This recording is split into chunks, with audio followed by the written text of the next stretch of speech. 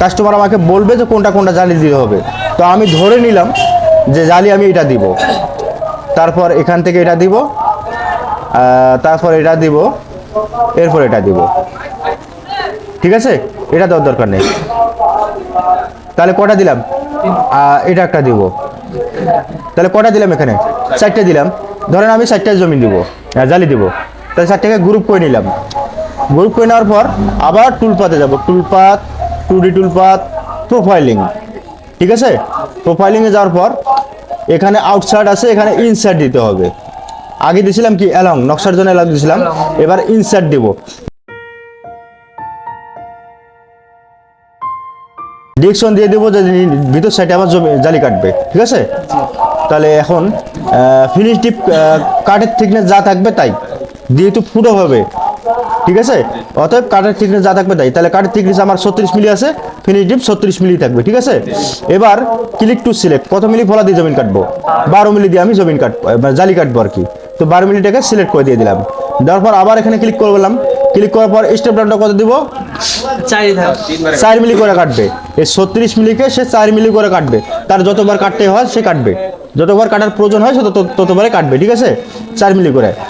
এটা কিন্তু খেয়াল রাখতে হবে, মনে রাখতে হবে। স্টেপ ডাউন অবশ্যই খেয়াল রাখতে হবে। যেগুলো কাজ যদি আমার ফিনিশ ডিপ 36, এখানে স্টেপ ডাউন 36 দিয়ে দেয়, একবারে কাটা টাটার ভাঙে সব কিছু ছিন্ন ভিন্ন করে ফেলবে। তাহলে স্টেপ ডাউন কত দিতে হবে? 4 মিলি দিতে হবে।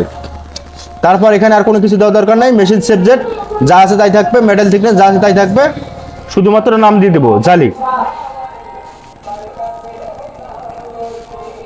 জালি। ঠিক আছে, তারপর ক্যালকুলেট দিয়ে দিব। আচ্ছা, এই যে আমার ডিরেকশন দিয়ে দিছে। ঠিক আছে, এই যে এখানে কিন্তু কাটা হয়ে গেছে, জালি কাটা হয়ে গেছে। ভিতর সাইডে কাটছে না জালি?